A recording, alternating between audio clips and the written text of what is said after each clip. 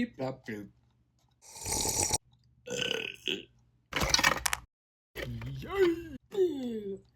So, I saw Lilo and Stitch, and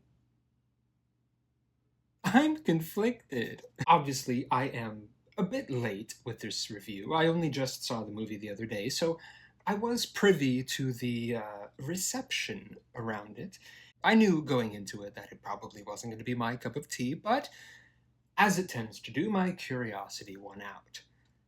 Come to think of it, isn't that the definition of insanity? Knowing that a Disney remake probably won't be good, but going to see it anyway? Maybe I should see someone about that. In full honesty, Stitch. Now, in full honesty, I do have a bit of bias. I love Lilo and Stitch. I love Lilo and Stitch. The original would probably have to be one of my favorite animated movies. It was when I saw it way back when, and it still is today. Even the TV show was a lot of fun. I have a lot of good memories of staying up way too late to watch it and seeing all the other experiments, which were so cool with all the different powers. I think they really managed to hit such a sweet spot for me of humor and heart with some gorgeous visuals, memorable characters. Oh, and Stitch is cute as fuck. So when I heard that they were remaking Lilo and Stitch next, I was excited, but of course a bit trepidatious, and that trepidation only grew when it was announced as a Disney Plus exclusive. I understand that Disney wants to draw folks to their fancy schmancy app, but relegating my man Stitch to a streaming app? Stitch is their moneymaker. He's one of those characters that has pretty much constantly had a swath of merch available since that original movie came out. That's well over 20 years. He gets more merch than some of the classic Disney characters. So, to the point that you could try Stitch. Go home, man, you're drunk. He gets more merch than some of the classic Disney characters, to the point that you could try and argue with me that after Mickey, Stitch is the mascot for Disney, and I would probably believe you. I mean, this is Stitch as General freaking Grievous. It's Stitch as General freaking Grievous. Point is, a Lilo and Stitch movie was always going to make bank at the box office, so relegating it to such a small platform kind of feels odd. Obviously, the great debate around these Disney remakes is how necessary are they? I've always thought that these stories that could benefit the most are the ones that weren't really huge hits at the box office the first time around, like Atlantis, Treasure Planet, Black Cauldron. The general consensus seems to be, if it ain't broke, why are we trying to fix it? I mean, what's the point in remaking it if you're just going to copy the original verbatim? But also, by changing it too much, you're kind of defeating the purpose of the movie. You risk it not even feeling like it's the same thing. Mulan. And for me, Lilo and Stitch lies somewhere in the middle. It's by no means a lazy remake. They didn't just copy and paste that original script. You can tell that they did put in some thought, but the effort seems to have gone the wrong places. We'll start with Lilo. She's played by newcomer Maya Kealoha, replacing Dave Chase, Tamara from The Ring herself. And for the most part, I think Maya does a really good job. Lilo is a bit of a tough role. You know, she's a very quirky little child. She's got all these really interesting views and interests, and she can go from being a sad, lonely girl to a total brat the next. And I think that's why she works. She really feels like a real kid who changes their mind and personality on a whim. But there's also a depth to her. You get the feeling that she's really had to grow up faster than she was ready to.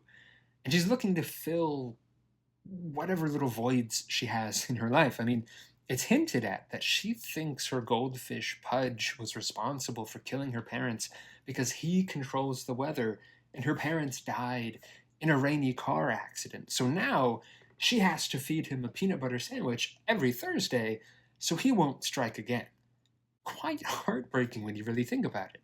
The layers to her are quite wonderful and feel very true to life, and you really start to notice more and more as you yourself get older and realize these sorts of intricate truths about the world. So, obviously, a role like Lilo is going to be a lot for a real life kid. But again, I do think Maya does a relatively good job, at least with what she's given. It can be difficult, I'm sure, for kid actors to act opposite a CG character, or probably even a practical dummy, but I did believe that she was acting alongside Stitch. I don't know if this Lilo necessarily had quite as much depth to her as her animated counterpart. She's still a bit of a brat, and she's still obviously quite lonely, but I felt like she was kind of missing that added element of adulthood. She doesn't feel quite as much like a kid who had to grow up too fast and doesn't realize it, but more like a kid who doesn't quite understand that she should be growing up, if that makes sense. And a lot of that, I feel like, came from how well spoken Dave Chase was in the original, so it may not be entirely fair. Dave had already been in a fair amount of things before she did Lilo and Stitch, so she knew how to slow down, enunciate, all that, whereas Maya is still a newcomer, but still, she was very cute, very charming, and her mischievousness did play well off of Stitch. And speaking of Stitch, he's played once again by his original voice actor and creator, Chris Sanders. And I mean, he's just fantastic. I mean, you come to this movie for Stitch, and Stitch delivers. The CG, first of all, looks fantastic. Those big puppy dog eyes are just adorable. If you were to put him next to Puss in Boots, I think you'd be done for. I mean, really, just no notes for Stitch. Truly, he's a star, darling. The rest of the cast, however, is where things start to get a little murky. You have the Grand Councilwoman, who is played by the fantastic Hannah Waddingham, and she's great. I mean, there's really not much to her beyond her stern demeanor, but Hannah does a really good job at adding a little bit of fun to it. Zach Galifianakis plays Jumba. oh, oh, my poor sweet Jumba. Look very nice, my boy. This is one of the big gripes that I have with the film. Jumbo was originally played by David Ogden Stiers, who really imbued him with some quirky, fun character details. The kind of quasi Russian voice was one of them, and, well, sure, it's not necessary. I mean, does a space alien really know about Russia? But it does help set him apart and make him feel all the more lived in this kind of big, quirky universe. Here, Jumba just sounds like a dude. And I know that Zach has said he can't do accents, but come on, Zach, at least try something. Especially alongside the Grand Councilwoman and Pleakley, who both have these fun, kind of quirky character voices. He just stands out all the more. And the decision to make him the villain of the movie, oh. What? What the? No. To me, that's an example of a remake making a change that is just completely unnecessary. And I get that they had to keep the budget a bit smaller and therefore didn't even put Gantu into the story, which I also feel was a mistake. I mean, what's the matter, Disney? You don't want people thirsting over an oddly attractive, non-human character? Well, you should have thought about that before you made Robin Hood. Daddy. I mean, I feel like if they even needed a villain at all in the movie, they should have just stuck with the Grand Councilwoman as the villain. After all, she is the one who wants Stitch destroyed, so just have her send some soldiers after him, not Jumba. Jumba is a lot of things. He's loud, he's a bit egotistical, a bit unpredictable, but not evil. He's much more of like a mad scientist than an evil scientist.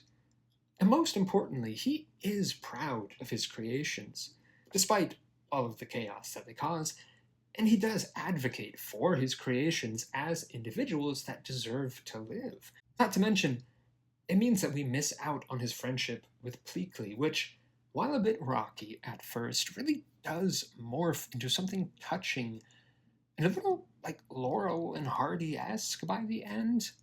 And it ties into the overall theme of found family. They're two outcasts in their own right that really should not work together, but they do because they accept each other's flaws, as family does. And as for Pleakley, oh, here comes the hurricane, bitch.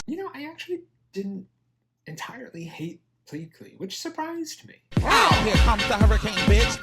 Here comes the hurricane. Obviously, I missed the drag, and I think that it's silly that Disney removed it to begin with.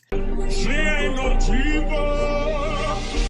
We've had cartoon characters in drag for ages now, and Pleakley was always that bitch. We do get a little nod to it in one scene where he wears like kind of a mesh flowery shirt, but one could argue that's just to show off Billy Magnuson's body more than anything else. And I do enjoy Billy Magnuson. You may remember him from the live-action Aladdin as Prince Anders, or Into the Woods as Rapunzel's prince. He kind of reminds me of Alan Tudyk a little bit, in that he always just like commits himself to being this like effeminate, silly himbo. He was, I think, other than Stitch, I'd say probably the best part of the movie. It did feel like the voice he did for Pleakley was only there like half the time, but that's fine. I mean, maybe it was like a choice they made later on. Who knows? But I did really miss seeing Pleakley and Jumba in their alien forms more.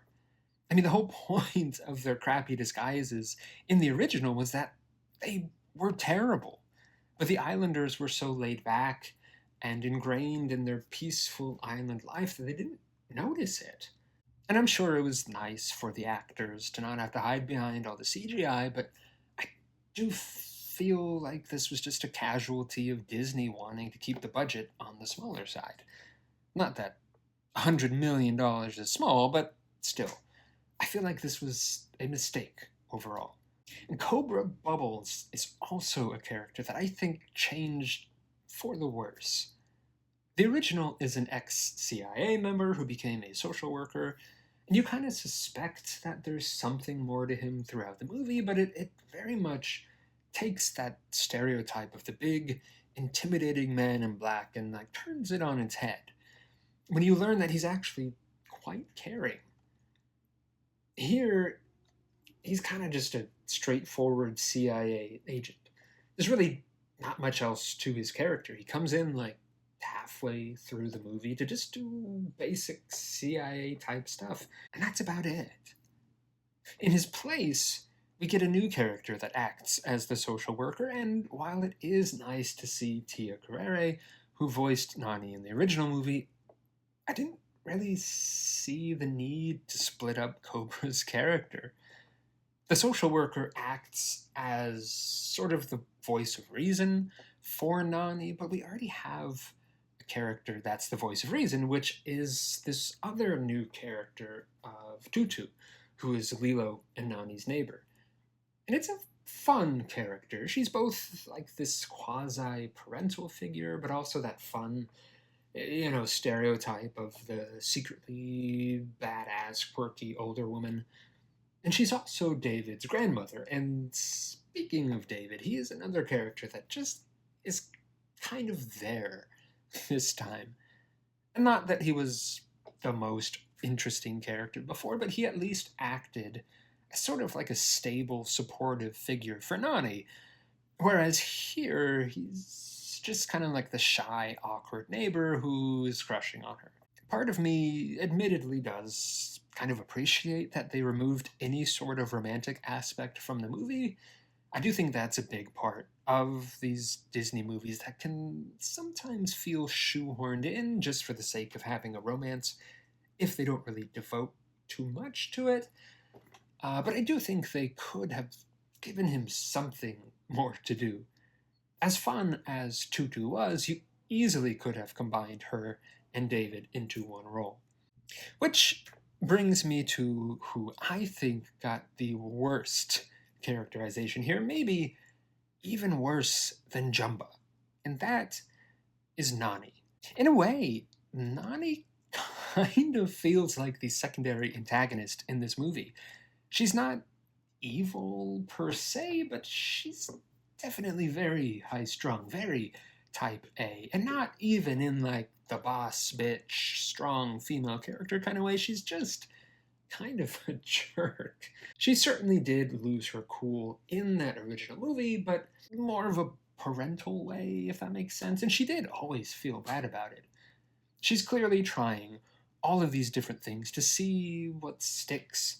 And she's only getting pushback from Lilo, but she still very clearly loves Lilo. Here, though, I don't know. I just got the feeling that she kind of sees Lilo as a burden.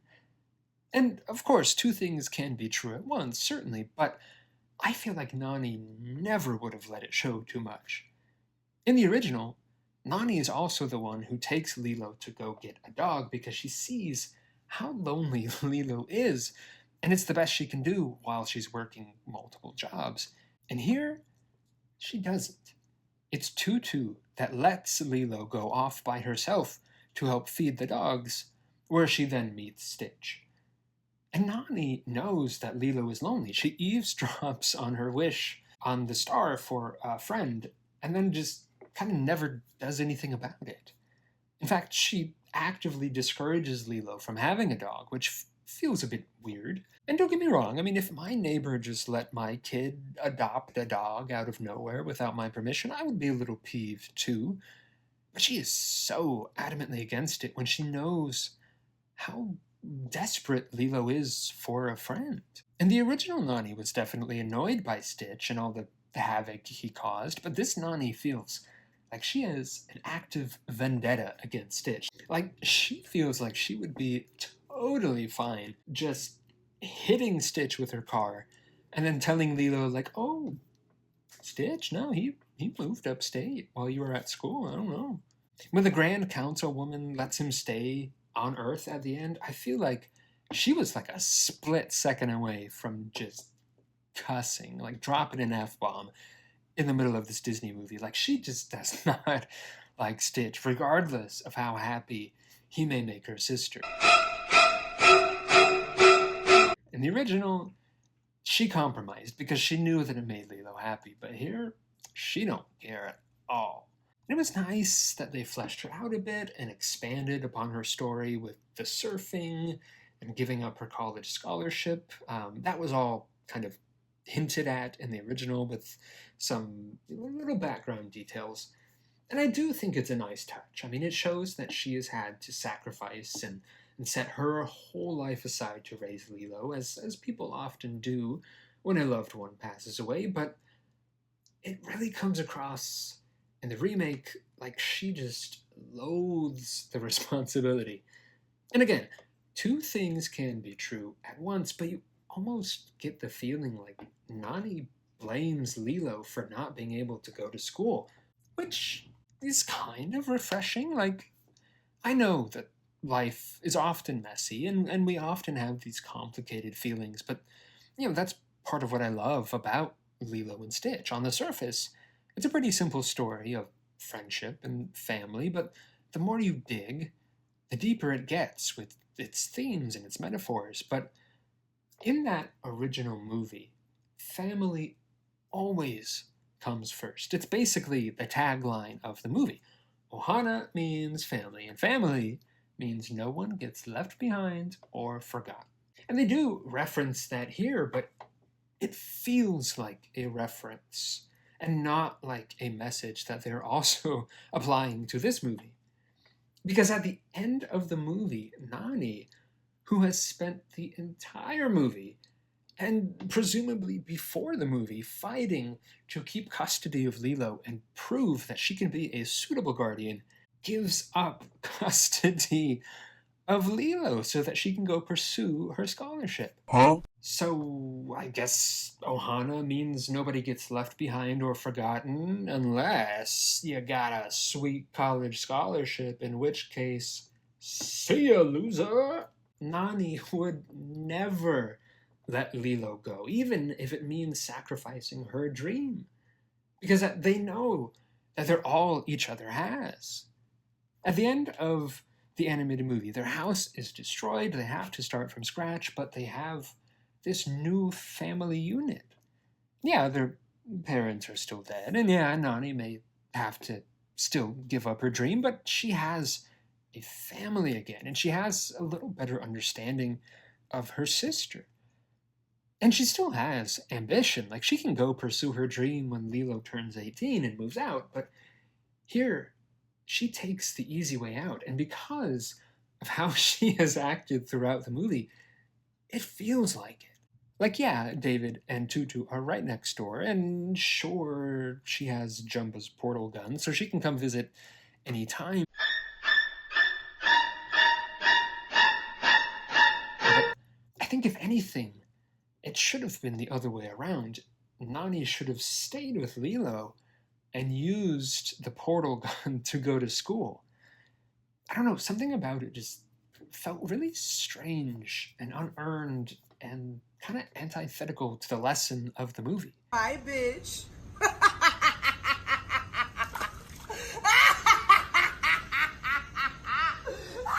And another issue I had was the pace. I mean, this movie is about 20 minutes longer than the original one, and yet it feels like it just breezes by.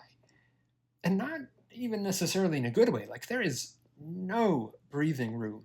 Anytime it feels like things are slowing down and we can have a nice, emotional, sentimental moment, it immediately cuts to the next scene.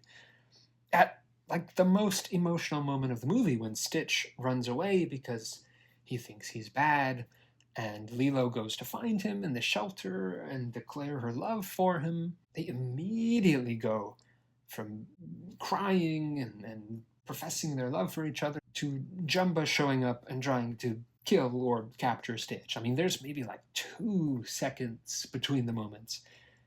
That running away moment, by the way, has nothing to do with the Ugly Duckling book, which has become an iconic part of the story. Like, there's a fair amount of Stitch and Ducklings merch out there. Thank you very much.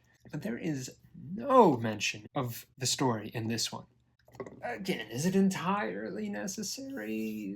No, but it perfectly captures what Stitch is feeling without using any words, really. He's really trying to be good, but he just messes up because it's in his nature. Which still sort of happens here, but this does feel like kind of like a purposely more rambunctious Stitch. There's also not that fun little Elvis dance moment between the two. She really doesn't teach him to dance at all that I remember. Maybe there's the hula dance during the credits, but I walked out like halfway through the credits. They do at least have that iconic scene where she plays the Elvis record through Stitch's mouth, but there does oddly seem to be a little bit less Elvis this time around, which was a bit of a bummer. And that's one of the fun things about Lilo, is that all these other girls her age probably love pop music and everything, and she loves Elvis, of all people, and just how cool and stylish he was, probably because her parents did. Now, this remake is directed by Dean Fleischer Camp, who's perhaps best known for directing the Marcel the Shell movie, which I personally absolutely adored. That movie works really, really well in that it's very intimate, very subdued, very funny, but in more clever ways, and almost like too innocent and saccharine, which in some ways feels like the opposite of this movie.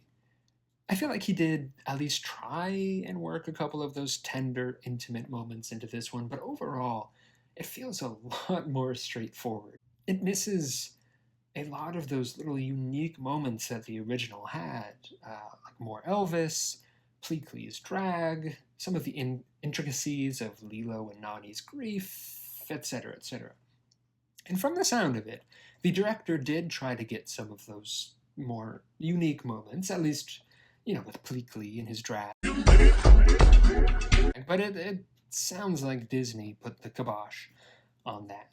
It feels like they wanted to have the innocent fun of the original while also being slightly more mature for this new age, but not really being able to devote itself too much to either side.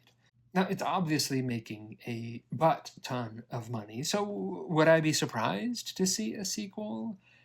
Not necessarily, no. I mean, they did have some fun little Easter eggs by showing some of the other experiments on Jumba's screen, so I could see Angel or Reuben or maybe finally even Gantu showing up in a sequel.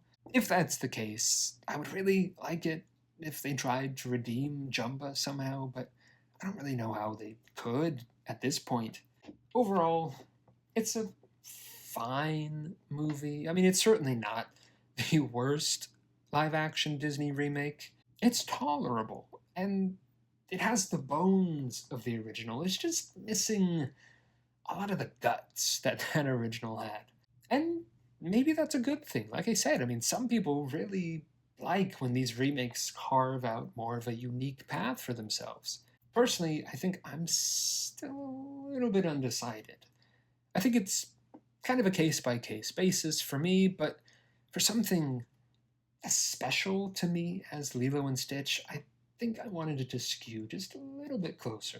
If you liked the original, or if you have a little kid in your life, or a pet, or you just want some fun, tender moments, give it a try, but go in with low expectations. I think I'd maybe give this one like a 6-ish out of 10. It had some fun moments, but overall just kind of felt like a lesser version of the original, which, all things considered, is not the most egregious remake crime. But what did you think? Was it your cup of tea, or were you just kind of disappointed like me? Let me know in the comments below, and let me know what live-action Disney remake would you like to see next. I will be back soon with more videos for you guys, but in the meantime, don't forget, stay spooky. Show us that there is something inside you that is good.